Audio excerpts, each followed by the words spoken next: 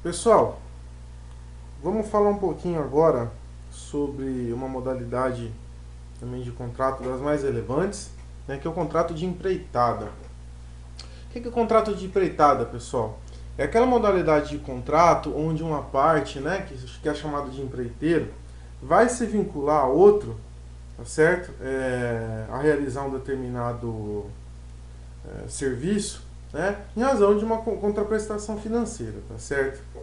É, É uma modalidade de contrato onde não há subordinação entre as partes, mas simplesmente onde alguém, né, o contratante, vai buscar os serviços do empreiteiro para que ele possa realizar um determinado serviço. É importante a gente destacar, pessoal, e até por essa tabelinha aqui abaixo a gente consegue entender isso bem, que no contrato de empreitada, né, a gente vai estar diante de um contrato onde o objeto, né, de realização desse contrato é a obra por inteiro, tá certo? Já em razão disso, né, ele acaba se diferenciando um pouquinho do contrato de prestação de serviço, porque no contrato de prestação de serviço a gente a gente terá como objeto desse contrato a própria atividade do profissional, né? Na empreitada não. O objeto do contrato é a obra, tá certo? Não importa os serviços que serão realizados, mas sim que a obra seja feita dentro dos parâmetros técnicos adequados, tá certo? No contrato de prestação de serviços também, pessoal, a fiscalização, né, do cumprimento desse contrato vai ser realizada diretamente por quem realizou essa contratação, né? Então, quem contratou o prestador de serviços vai poder diretamente fiscalizar a execução da obra, tá certo? Já no caso da empreitada, não. A fiscalização dessa obra vai ficar a cargo diretamente do empreiteiro, tá certo? Não do contratante. É o empreiteiro que vai determinar aí as diretrizes gerais para que esse contrato ele seja celebrado da melhor forma, tá certo?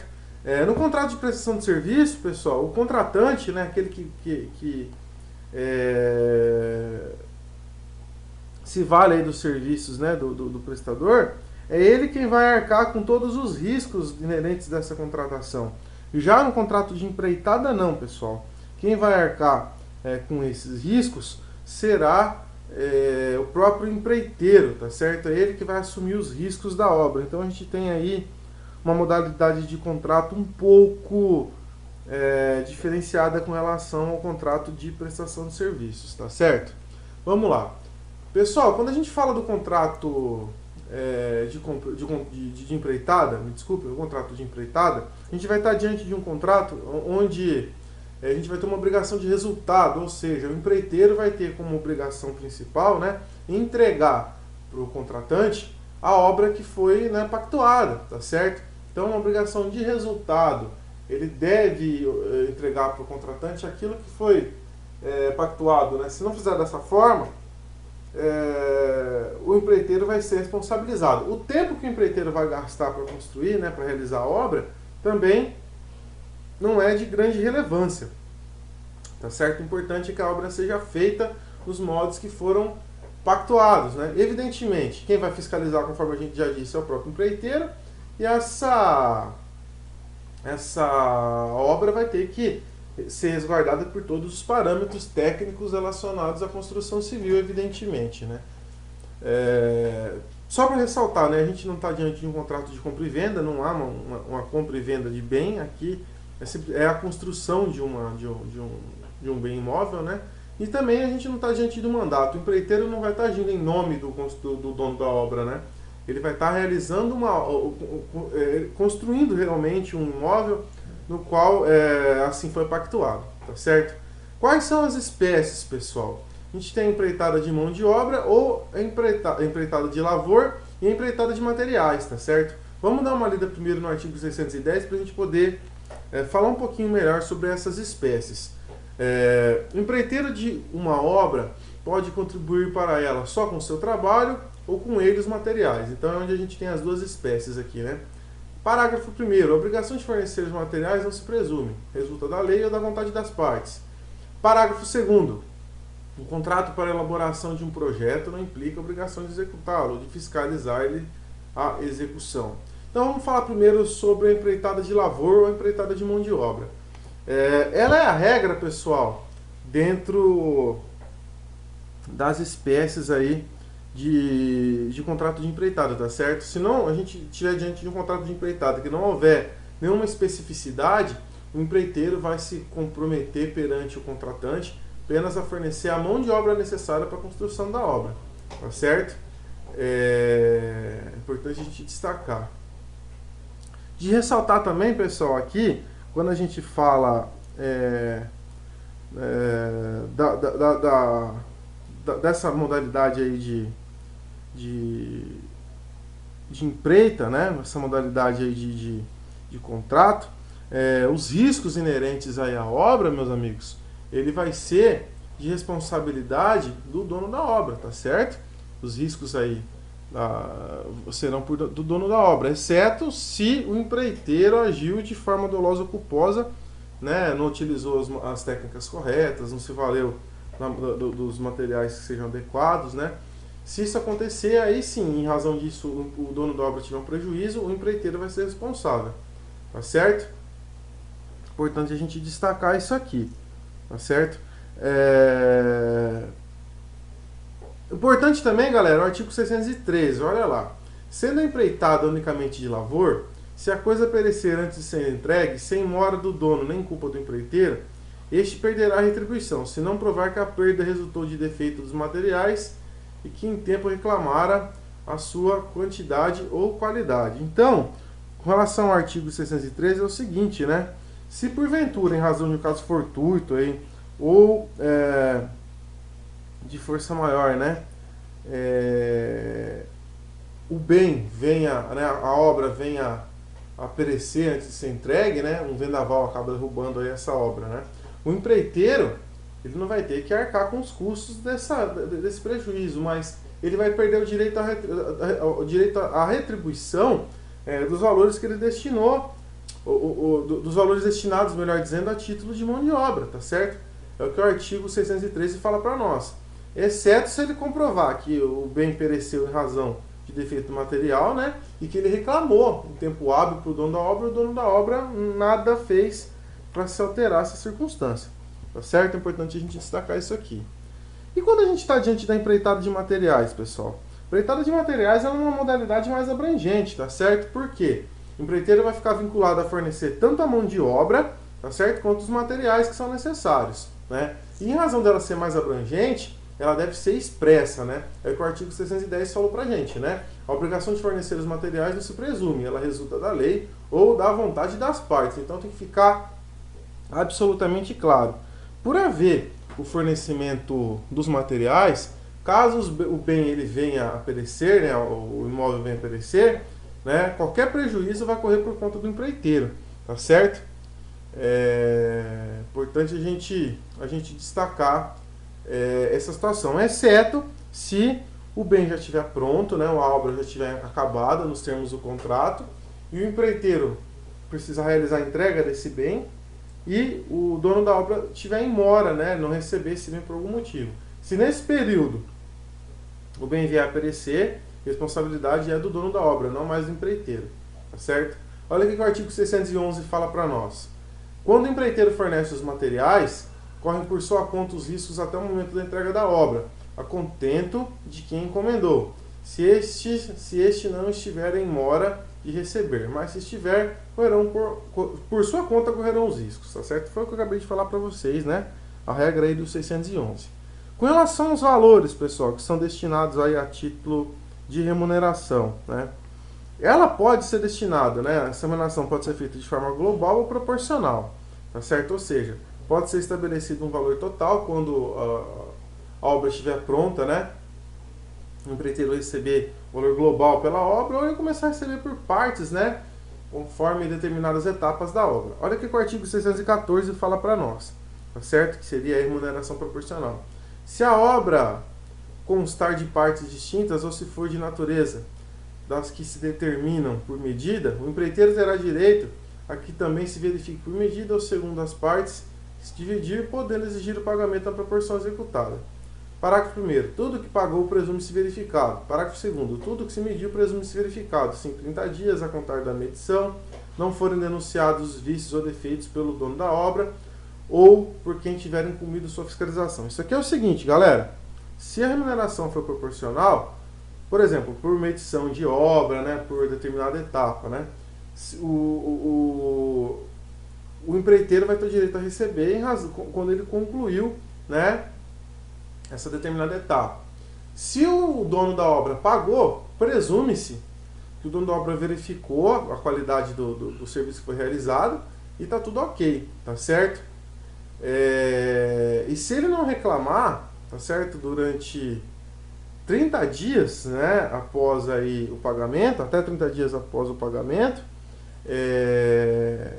vai se presumir que está tudo ok, que não se pode se pleitear nada depois, né, eventual falha, eventual vício. Evidentemente que é uma presunção iuris tantum, ou seja, relativa. É possível comprovar, né, que o pagamento se deu, por exemplo, sem a verificação da qualidade da obra, apenas a metragem, né, apenas aquilo que foi feito. Então, vai variar muito conforme o caso em concreto, tá certo? É importante a gente destacar isso aqui. Um ponto também importante, galera, que a gente tem que destacar é a questão de eventuais variações aí no preço da obra. Olha lá, salvo estipulação em contrário, o empreiteiro que se incumbir de executar uma obra, segundo o plano aceito por quem a encomendou, não terá direito a exigir acréscimo no preço, ainda que sejam introduzidas modificações do projeto, a não ser que estas resultem de instruções escritas do dono da obra. Parágrafo único, pessoal. Ainda que não tenha havido autorização escrita, o dono da obra é obrigado a pagar ao empreiteiro os aumentos e acréscimos segundo o que for arbitrado, se, sempre presente a obra por continuadas visitas, não pôde ignorar o que estava se passando e nunca protestou. Então, o que diz o artigo 619 aqui para nós é o seguinte, pessoal. Se a gente verificar uma alteração apenas do ponto de vista técnico da obra, para que ela tenha um melhor resultado, o dono da obra não tem que pagar em nada a mais, né? Agora, se ele estiver pleiteando algo que não tinha sido combinado anteriormente no contrato de empreitada, que vai aumentar a obra, que vai ficar mais custosa a mão de obra, evidentemente que ele tem que pagar essa diferença, né? Agora, se o empreiteiro começa a realizar, né, algo que não tinha sido pactuado também anteriormente no contrato, e o dono da obra não reclama, né, ele fala, não, mas peraí, isso aqui não tinha sido combinado pela gente antes. Ele vai ter que pagar, tá certo? Porque ele está na obra, ele está fiscalizando e ele não protesta, ele não reclama a respeito disso, tá certo? Então, tem que se procurar ressaltar essas circunstâncias, tá certo? Importante a gente destacar. Galera, interessante, né? A gente tem também a aplicação da resolução do contrato por onerosidade excessiva, né? Aplicação, portanto, da cláusula rebus sic stantibus dentro do contrato de empreitada, artigo 620. Olha lá. Se ocorrer diminuição no preço do material ou da mão de obra superior a 1/10 do preço global convencionado, poderá ser revista a pedido do dono da obra, para que ele assegure a diferença apurada. Então, para que o contrato não se torne excessivo, de uma onerosidade excessiva, melhor dizendo, a uma das partes, é assegurado, né, que eventual diminuição, né, na mão de obra ou no valor do material, né, posteriormente à celebração do contrato, ela seja apreciada, né, e que se possa verificar também uma redução proporcional nos valores que estavam sendo pagos aí ao empreiteiro, para que esse contrato não fique excessivamente oneroso para o dono da obra, né. Galera, quais são aí os direitos e deveres do empreiteiro e do dono da obra? Primeiro, questão da remuneração, né? Tem que ser paga da forma que foi estabelecida, né, pelo contratante ao empreiteiro. A questão da aceitação também, pessoal, como que isso vai se configurar? Se o empreiteiro fez a obra nos termos que foram pactuados aí pelo dono, né? Utilizando os materiais que foram adequados, tudo certinho, o dono da obra não vai poder se recusar a receber esse bem, tá certo? Ele tem que aceitar receber, né? Agora, se porventura o empreiteiro não utilizou o material que foi combinado, ou não utilizou as técnicas que eram adequadas, tá certo? Ele não vai ser obrigado a receber esse bem. Mas, se ele receber, ele pode aceitá-lo com abatimento proporcional no preço, tá certo? Importante a gente destacar isso aqui, que é sempre válido, tá ok? é o que o artigo 616 fala para nós, né? No caso da segunda parte do artigo antecedente, que é o artigo 615, né? Concluída a obra de acordo com o ajuste ou costume do lugar, o dono é obrigado a recebê-la. Poderá rejeitá-la se o empreiteiro se afastou das instruções recebidas e dos planos dados ou das regras técnicas em trabalhos de tal natureza. Então, se ele agiu dessa forma, nada impede, né, que o dono da obra se recuse a receber. Mas se ele aceitar receber, ao invés de enjeitar a obra, ele pode receber essa obra mesmo com seus defeitos, né, com seus vícios, mas com abatimento proporcional no preço. Certo? Questão do pagamento de materiais, pessoal, como vai ficar? Se a gente estiver falando de uma empreitada de materiais, o empreiteiro é responsável por todos os materiais, né, que são recebidos, mesmo materiais também que são inutilizados. Ele vai ter que pagar por tudo, né? Porque o pagamento, evidentemente, da própria obra que foi contratada, né, já engloba essa circunstância. Agora, no caso da empreitada de serviço, o empreiteiro vai ser responsável somente se ele, de forma indevida, ele causa a inutilização do material, né? Esses, em regra, vão correr por conta do dono da obra. É o que o artigo 617 fala para nós, né? O empreiteiro é obrigado a pagar os materiais que recebeu, se por imperícia ou negligência os inutilizar. Prazo de garantia da obra, pessoal. Esse artigo 618 é bem interessante. Olha lá. Os contratos de empreitada de edifícios ou outras construções consideráveis, o empreiteiro de materiais de execução poderá, durante o prazo irredutível de 5 anos, responderá, né, durante o prazo irredutível de 5 anos, pela solidez e segurança do trabalho, se assim em razão dos materiais como do solo. Então, pessoal, esse é um prazo de garantia que é estabelecido pelo artigo 618. O empreiteiro vai responder durante 5 anos, né, por eventuais vícios que decorram da obra aí, né, em razão das suas atividades, em razão da mão de obra que ele utilizou, ou se ele for uma empreitada de materiais, em razão dos materiais também, tá certo? Tem um prazo de 5 anos aí para pleitear qualquer tipo